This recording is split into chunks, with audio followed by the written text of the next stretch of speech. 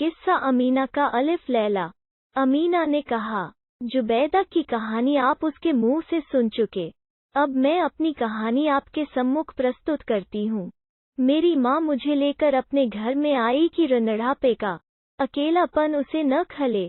फिर उसने मेरा विवाह इसी नगर के बड़े आदमी के पुत्र के साथ कर दिया। दुर्भाग्यवश एक ही वर्ष बीता था कि मेरा पति मर गया, किंतु उसकी सारी संपत्ति जिसका मूल्य लगभग 90,000 रियाल था, मेरे हाथ आ गई। इतना धन मेरी सारी जिंदगी के लिए काफी था। जब पति को मरे 6 महीने हो गए तो मैंने 10 बहुत मूल्यवान पोशाकें बनवाईं, जिनमें से हर एक का मूल्य 1,000 रियाल था। जब पति को मरे 1 वर्ष पूरा हो गया तो मैंने उन पोशाकों को पहनना आरंभ किया। एक दिन मैं अपने घर में अकेली बैठी थी कि मेरे सेवक ने मुझसे कहा कि एक बुढ़िया आपसे कुछ कहना चाहती है, आज्ञा हो तो उसे अंदर ले आऊं। मैंने अनुमति दे दी। बुढ़िया अंदर आई और उसने भूमि चूमकर मुझे प्रणाम किया, फिर खड़े होकर कहने लगी, मैंने आपकी दयालुता की बड़ी प्रशंसा सुनी है, इसीलिए आपके सन्मुख कुछ निवेदन करना चाहती हूँ। मेरे पास एक कन्या है जिसके माता पिता नहीं हैं। आज रात को उसका विवाह है। हम दोनों इस नगर में अपरिचित हैं। जिस लड़के के साथ उसका विवाह होना है वो धनी परिवार का है और उसके संबंधी भी काफी हैं। सुना है कि दूल्हे के साथ बहुत सी स्त्रियां बहुमूल्य वस्त्राभूषण पहन कर आएंगी। यदि आप उस विवाह में शामिल हों तो मेरी प्रतिष्ठा रह जाएगी। हमारी ओर से आप होंगी तो समझियाने वाले हमें अपरिचित और निर्धन न समझेंगे। तुम्हारे जैसी शान शौकत तो किसी में नहीं होगी और सब लोग यही कहेंगे कि जब इस बुढ़िया की ओर से ऐसी धनाढ्य महिला आई है तो वह भी प्रतिष्ठावान होगी। अगर आप मेरी निर्धनता और दीनता का ख्याल करके मेरे यहाँ चलने से इनकार करेंगी तो मेरी प्रतिष्ठा धूल में मिल जाएगी। इस नगर में न तो मेरा कोई अपना सगा संबंधी है जिससे मैं मदद मांगूं, न आपके सम्मान परोपकारी कोई महिला है जो दीन अनाथों पर दया करें। यह कहकर बुढ़िया रोने लगी। मैं उसके रोने से द्रवित हो गई। मैंने उसे दिलासा देकर कहा, अम्मा, तुम फिक्र न करो, मैं तुम्हारी बेटी के विवाह में अवश्य सम्मिलित होंगी। तुम्हें खुद अब यहाँ आने की जरूरत नहीं है। तुम विवाह का प्रबंध करो। मुझे अपने मकान का पता बता दो, मैं स्वयं वहां पहुंच जाऊंगी। बुढ़िया यह सुनकर बहुत ही प्रसन्न हुई। उसने कहा, जैसे इस समय आपने मुझे प्रसन्नता दी है वैसे ही भगवान सदैव आपको प्रसन्न रखे। लेकिन आप मेरा मकान कहाँ ढूंढती फिरेंगी? मैं स्वयं शाम को यहाँ आकर आपको अपने घर ले जाऊंगी। यह कहकर बुढ़िया चली गई। मैंने तीसरे पहर से तैयारी की। एक बहुमूल्य जोड़ा कपड़ों का निकालकर पहना, बड़े बड़े मोतियों की माला पहनी तथा और भी बहुत से रत्नजटित आभूषण यथा बाजूबंद, कर्णफूल, अंगूठियां आदि पहने। इतने ही में शाम हो गई। बुढ़िया मुझे लेने को आ गई और मेरा हाथ चूमकर बोली कि दूल्हे के माता पिता तथा अन्य संबंधी मेरे घर आए हुए हैं। यहाँ के कई धनी मानी और प्रतिष्ठित व्यक्ति और उनकी स्त्रियां भी वर पक्ष की ओर से आए हैं। अब आप चलकर मेरे पक्ष की लाज रखिए। मैं बुढ़िया के साथ उसके घर की ओर चल दी और साथ में अपनी कई दासियों को भी अच्छे वस्त्राभूषण पहनाकर अपने साथ ले लिया। हम लोग चलते चलते एक चौड़ी और साफ गली में पहुंचे। वृद्धा ने हम लोगों को ले जाकर एक बड़े द्वार के सामने खड़ा कर दिया। दरवाजे के ऊपर एक तख्ती पर लकड़ी से तराशे हुए अक्षरों में लिखा था कि इस घर में सदैव प्रसन्नता का निवास है। वहां दिए भी जल रहे थे जिनके प्रकाश में मैंने यह इबारत पढ़ी। बुढ़िया ने ताली बजाकर दरवाजा खुलवाया और मुझे अंदर एक बड़े दालान में ले गई। अंदर एक अत्यंत रूपवती स्त्री ने मेरा स्वागत किया, मुझे गले लगाया और सम्मानपूर्वक एक कमरे में ले जाकर बिठाया। फिर मैंने देखा कि वहां पर एक रत्न जटित सिंहासन रखा है। उस सुंदरी ने मुझसे कहा कि तुम सोचती हो कि तुम किसी और का विवाह कराने आई हो। वास्तविकता यह है कि तुम्हें यहाँ तुम्हारे ही विवाह के लिए लाया गया है। मुझे यह सुनकर आश्चर्य हुआ, किंतु उस स्त्री ने मुझे और कुछ पूछने न दिया, बल्कि इधर उधर की बड़ी अच्छी बातें करने लगी और बात बात में मेरे प्रति सम्मान प्रकट करने लगी। कुछ देर में उसने कहा, बीबी, शादी की बात तो यह है कि मेरा एक जवान भाई है जो अत्यंत रूपवान है। उसने तुम्हारे रूप और गुणों की बड़ी प्रशंसा सुनी है और तुम पर मोहित हो गया है। वो तुमसे विवाह करने को अत्यंत लालयित है। यदि तुम उसके साथ विवाह करने से इनकार करोगी तो उसे अति क्लेश होगा और उसका दिल टूट जाएगा। मैं ईश्वर की सौगंध खाकर कहती हूँ कि वो नौजवान हर प्रकार तुम्हारी संगति के योग्य है। तुम उस पर पूरा भरोसा रख सकती हो। वो बड़ा प्रसन्नचित्त आदमी है और तुम्हें हर तरह खुश रखेगा। वो स्त्री बहुत देर तक इसी प्रकार अपने भाई की बात करती रही और उसकी प्रशंसा के पुल बांधती रही। अंत में उसने मुझसे कहा कि तुम्हारी ओर से जरा सा भी इशारा हो तो मैं उस आदमी से तुम्हारे आने के बारे में कहूँ। यद्यपि पहले पति के मरने के बाद मेरी विवाह करने की तनिक भी इच्छा नहीं थी, तथापि उस स्त्री ने उस आदमी की इतनी प्रशंसा की थी कि इनकार करने की भी इच्छा बिल्कुल न हुई। मैं उसकी बात पर मुस्कराकर चुप हो रही। स्त्री मेरी मुस्कुराहट और मौन से समझ गई कि मैं राजी हूँ। उसने ताली बजाई। इसके साथ ही पास के एक कमरे से एक अति रूपवान युवक बड़े तड़क भड़क कपड़े पहने हुए निकला। उसे देखकर मुझे अपने भाग्य पर बड़ी प्रसन्नता हुई कि ऐसा रूपवान पुरुष मेरा पति बनेगा। वो मेरे पास बैठा और मुझसे अत्यंत शिष्टता और बुद्धिमत्ता पूर्वक बातें करने लगा। उसकी जितनी प्रशंसा उसकी बहन ने की थी, मैंने उसे उससे अधिक पाया। उस सुंदरी ने जब मुझे भी राजी देखा तो दूसरी बार ताली बजाई, जिससे एक अन्य कमरे से एक काजी निकले और उनके साथ 4 अन्य मनुष्य। काजी ने शरीयत के अनुसार हम दोनों का विवाह करा दिया और 4 आदमियों की गवाही भी हो गई। मेरे पति ने मुझसे वचन लिया कि मैं किसी अन्य पुरुष से बात न करूंगी, बल्कि देखूंगी भी नहीं। सदैव पातिव्रत्य का पालन करूंगी और उसकी आज्ञाओं का प्रसन्नतापूर्वक पालन करूंगी। उसने यह भी कहा कि अगर तुमने अपनी प्रतिज्ञाएं पूरी की तो मैं तुम्हारा त्याग कभी नहीं करूंगा। मैं धनवान वर्ग की महिलाओं की भांति, बल्कि रानियों की भांति अपने पति के घर में रहने लगी। 1 महीने बाद मैंने अपने पति से शहर के बाजार को जाने की अनुमति मांगी। मैंने कहा कि जैसे कई अमीर घरानों की स्त्रियां बाजार से रेशमी थान खरीदकर बेचा करती हैं, वैसे ही मैं करना चाहती हूँ। मेरे पति ने इसके लिए अनुमति दे दी। मैं 2 दासियों तथा उस बुढ़िया के साथ, जो मुझे विवाह के लिए बहाना करके लाई थी, नगर के सबसे बड़े बाजार गई, जहाँ बड़े बड़े व्यापारियों की दुकानें थीं। बुढ़िया ने कहा, यहाँ एक नौजवान व्यापारी है जिसे मैं अच्छी तरह जानती हूँ। उसकी दुकान जैसे बहुमूल्य थान कहीं और न मिलेंगे। मैंने भी सोचा था कि एक ही जगह अच्छा माल मिल जाए तो जगह जगह क्यों भटकें, इसीलिए उस व्यापारी की दुकान पर चली गई।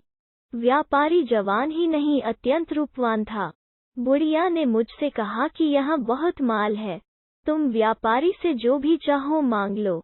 मैंने उससे कहा कि मैंने पति को वचन दिया है कि मैं परपुरुष से बात न करूंगी, इसलिए मैं तो इससे बात न करूंगी, तुम ही बात करो। अतएव उस व्यापारी ने बुढ़िया से पूछताछ कर कि मुझे क्या पसंद है। कई अच्छे अच्छे थान दिखाए। मैंने उनमें से एक थान पसंद किया और उसका दाम पूछवाया। व्यापारी बोला, यह थान अमूल्य है, मैं इसे असंख्य अश्वियों में भी नहीं बेचूंगा, किंतु यह सुंदरी अगर अपने कपोल का एक चुंबन मुझे दे दे तो यह थान उसका हो जाएगा। मैंने बुढ़िया से नाराज होते हुए कहा कि यह व्यापारी बड़ा लंपट और धृष्ट जान पड़ता है, इसकी हिम्मत ऐसी गंदी बात करने की कैसे हुई। किंतु बुढ़िया ने व्यापारी ही का पक्ष लिया और कहा, सुंदरी, इसमें कोई विशेष बात तो नहीं है। तुम्हारे पति ने तुम्हें परपुरुष को देखने और उससे बात करने ही को तो मना किया है, वो तुम न करो। तुम केवल एक चुंबन इसे चुपचाप दे दो, इसमें तो कोई कठिनाई तुम्हें नहीं। होनी चाहिए। मैं ऐसी मूर्ख थी और ठान मेरी नज़र में ऐसा खुप गया था कि मैं इस बुरी बात के लिए तैयार हो गई। अब वो वृद्धा और दोनों दासियां सड़क की ओर मेरी आड़ करके खड़ी हो गईं। मैंने अपने मुख पर से वस्त्र हटाकर उस व्यापारी के सामने गाल कर दिया। दुष्ट व्यापारी ने चुंबन लेने के बजाय मेरे गाल में दांत गड़ा दिए, जिससे गाल लहूलुहान हो गया और मैं तड़प कर अचेत हो गई। इस अरसे में अवसर पाकर व्यापारी ने अपना माल जल्दी से लपेटा और दुकान बंद करके गायब हो गया। कुछ देर बाद जब मुझे होश आया तो मैंने अपने गाल को लहूलुहान पाया। बुढ़िया और दासियों ने मेरे गाल को कपड़े से ढक दिया था और उन लोगों की परेशानी और हाय हाय को सुनकर जो भीड़ वहां जमा हो गई थी, उसने समझा कि मैं किसी बीमारी से या कमजोरी के कारण बेहोश हो गई। मेरे होश में आने पर बुढ़िया और दासियों को संतोष हुआ और वे मुझे धैर्य देने लगीं। विशेषतः बुढ़िया को बहुत दुख हुआ। उसने कहा, सुंदरी, मैं तुम्हारी अपराधिनी हूँ, मुझे क्षमा करो। तुम्हारे ऊपर यह सारी मुसीबत मेरे कारण ही आई। इस कमीने व्यापारी की दुकान पर तुम मेरे कहने से आई। अब घर चलो, जो हुआ सो हुआ, अब तुम और चिंता न करो। मैं तुम्हारे घाव पर ऐसी दवा लगा दूंगी कि 3 दिन के अंदर न केवल घाव भर जाएगा बल्कि उसका कोई चिन्ह भी नहीं रहेगा। मैं किसी तरह गिरती पड़ती उन लोगों के साथ अपने घर पहुंची और अपने कमरे में जाकर पीड़ा, निर्बलता और थकन से फिर अचेत हो गई। बुढ़िया मुझे होश में लाई। फिर मैं अपने पलंग पर लेट गई।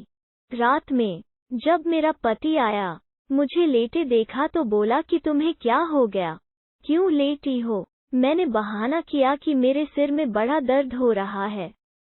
मैंने सोचा था कि इसके बाद वह मुझसे अपना ध्यान हटा लेगा, किंतु उसने मेरा हाथ अपने हाथ में लिया और नाड़ी आदि देखने के बाद सर पर हाथ फेरने के लिए मेरे मुंह से कपड़ा हटाया। गाल के घाव को देखकर वो भड़क गया और मुझसे पूछने लगा कि तुम्हारे गाल पर यह खरोंच कैसे लगी? वैसे मेरा कोई कसूर न था और मैं उसकी अनुमति लेकर ही बाजार गई थी, किंतु उससे सच्ची बात कहने का मुझे साहस नहीं हुआ। मैंने बहाना बनाया कि जब मैं बाजार जा रही थी तो एक लकड़हारा लकड़ी का गट्ठा लेकर मेरे पास से निकला और गट्ठे से बाहर निकली एक लकड़ी गाल में चुभ गई। मेरे पति ने क्रोध में भरकर कहा कि अगर यह बात सच है तो मैं कल सारे लकड़हारों को फांसी पर चढ़वा दूंगा। मैं घबराई कि मेरे इस झूठ से सारे लकड़हारे बेकसूर ही मारे जाएंगे। मैंने अपने पति से कहा कि आप ऐसा अन्याय हरगिज न करें। बेकसूर लकड़हारों को क्यों मरवाएंगे? अगर मेरा अपराध पाएं तो उसका दंड मुझे दें, औरों को नहीं। मेरे पति ने कहा, तुम सच सच क्यों नहीं बताती, गाल में घाव कैसे लगा? मेरी हिम्मत सच्ची बात कहने की अब भी नहीं हुई और मैंने दूसरा बहाना बनाया कि जब मैं जा रही थी तो एक कुम्हार गधे पर बर्तन ले जाता हुआ निकला और गधे का मुझे ऐसा धक्का लगा कि मैं पृथ्वी पर गिर पड़ी और वहां पड़ा हुआ एक कांच का टुकड़ा मेरे गाल में चुभ गया। मेरे पति ने कहा, अगर तुम्हारी बात सच है तो मैं सुबह ही राजा के मंत्री जाफर से कहकर सारे कुम्हारों को नगर से निकलवा दूंगा। मैं फिर घबराई और मैंने कहा कि मेरे कारण निर्दोष कुम्हारों को सजा क्यों दी जाए। पति ने फिर कहा, जब तक तुम सच्ची बात न कहोगी मेरा रोष कम नहीं हो सकता। मैं बोली कि चलते चलते मुझे चक्कर आ गया, जिससे मैं गिर पड़ी और मेरा गाल छिल गया। इसमें किसी का कसूर नहीं है। मेरा पति अब आपे से बाहर हो गया और बोला, तू झूठ पर झूठ बोले चली जा रही है, अब मैं तेरी बहानेबाजी नहीं सुन सकता। यह कहकर उसने ताली बजाई, जिससे 3 हबशी गुलाम अंदर आ गए। मेरे पति ने कहा, एक एक आदमी इसका सिर और पांव पकड़े और तीसरा तलवार निकाल ले। फिर तलवार निकालने वाले से कहा कि इस कुल्टा के 2 टुकड़े करके इसकी लाश मछलियों के खाने के लिए नदी में फेंक दें। जल्लाद कुछ झिझका तो मेरे पति ने डांट कर कहा, तू मेरी आज्ञा का पालन क्यों नहीं करता? जल्लाद ने मुझसे कहा, तुम्हारा अंत आ गया है। तुम अंत समय में भगवान का स्मरण कर लो। इसके अलावा और भी कुछ कहना सुनना हो तो कह सुन लो। मैंने कहा कि मुझे थोड़ी देर के लिए जीवन दान मिले तो कुछ कहना चाहती हूँ। मैंने अपना सिर उठाया और सारी बात कहनी चाहिए कि तू हिचकियों और रुलाई के कारण कुछ कह न सकी। मेरे पति का क्रोध बढ़ता ही जा रहा था। उसने मुझे बहुत गालियां दी और बुरा भला कहा। मैं उसकी बातों का कोई उत्तर न दे सकी। मैंने सिर्फ यह कहा कि कुछ अवसर और दिया जाए ताकि मैं अपने पापों के लिए ईश्वर से क्षमा मांग सकूं, किंतु मेरे पति ने इतनी दया न भी की और गुलाम को शीघ्र ही मेरा वध करने की आज्ञा दी। गुलाम मुझे मारने को तैयार हो गया। इतने में बुढ़िया दौड़ती हुई आई। उसने मेरे पति को बचपन में दूध पिलाया था। वो उसके पैरों पर गिर पड़ी और कहा कि तुम मेरे दूध का बदला देने के लिए इसे प्राणदान दे दो। उसने कहा कि उसका कोई दोष नहीं है। तुम इसे निरपराध मारकर ईश्वर को क्या जवाब दोगे? उसके समझाने बुझाने से मेरे पति ने मेरा वध तो नहीं कराया, किंतु कहा कि इसे कुछ दंड मिलना जरूरी है। उसकी आज्ञा से गुलाम ने मुझे कोड़ों से इतना मारा कि मैं बेहोश हो गई और मेरे कंधों और छाती पर से कई जगह मांस उधड़ गया। मैं एक महल में बंद कर दी गई जहां 4 महीने तक पड़ी रही। बुढ़िया ने मेरी देख रेख और मरहम पट्टी की। इससे मैं वैसे तो स्वस्थ हो गई, किंतु वे काले चिन्ह बाकी रह गए जिन्हें आपने देखा था। जब मैं चलने फिरने के योग्य हुई तो सोचा कि अपने पहले पति के मकान में, जो अभी तक मेरी संपत्ति था, चल कर रहूं, किंतु उस गली में गई तो मकान का चिन्ह भी न पाया, क्योंकि मेरे दूसरे पति ने उसे खुदवा कर जमीन के बराबर कर दिया था। मैं उसके इस अन्याय की फरियाद भी इस डर से न कर सकी कि कहीं ऐसा न हो कि दोबारा क्रोध में आकर मुझे मरवा दें। मैं अपनी जान बचने पर ईश्वर को धन्यवाद देती हुई जुबैदा के पास गई और अपनी संपूर्ण कष्ट कथा कही। उसने मुझे तसल्ली दी। उसने कहा कि तुम मेरे साथ रहो। यह जमाना अच्छा नहीं है। हमें किसी से भी दयालुता की आशा नहीं करनी चाहिए, न उनसे जो हमारी मित्रता का दावा करते हैं, न उनसे जो हमारे रूप पर मोहित हो जाते हैं। उसने कहा कि मेरे पास इतना पैसा है कि हमें कोई कठिनाई नहीं होगी। जुबैदा ने मुझे यह भी बताया कि किस तरह उसकी सगी बहनों की जलन और दुश्मनी की वजह से उसका मंगेतर शहजादा समुद्र में डूब गया और किस तरह उसकी उपकृत परी ने उसकी दुष्ट सगी बहनों को कुतिया बना दिया। मैं उस समय से जुबैदा के पास रहने लगी। मेरी माता का देहांत हुआ तो जुबैदा ने मेरी बहन साफी को भी अपने पास बुलाकर रख लिया। तब से हम तीनों बहनें आनंद पूर्वक रहती हैं। हम लोग भगवान के प्रति आभारी हैं कि हमें कोई कष्ट नहीं है। हम लोग मिलजुल कर घर चलाते हैं। कभी बाजार से सौदा सुलूफ लाने के लिए मैं जाती हूँ, कभी साफी। कल मैं बाजार गई थी और सामान एक मजदूर के सर पर लदवा कर आई। वो बड़ा हंसोर था और शिष्ट भी था, इसलिए हमने उसे दिन भर अपने साथ रहने दिया ताकि अपनी बातों से हमारा मनोरंजन करे। फिर रात को 3 फकीरों ने हमसे रात भर आश्रय देने के लिए प्रार्थना की। हमने उन्हें भोजन कराया और शराब पिलाई। वे रात को देर तक गाते बजाते रहे और हम लोग भी गाते बजाते रहे।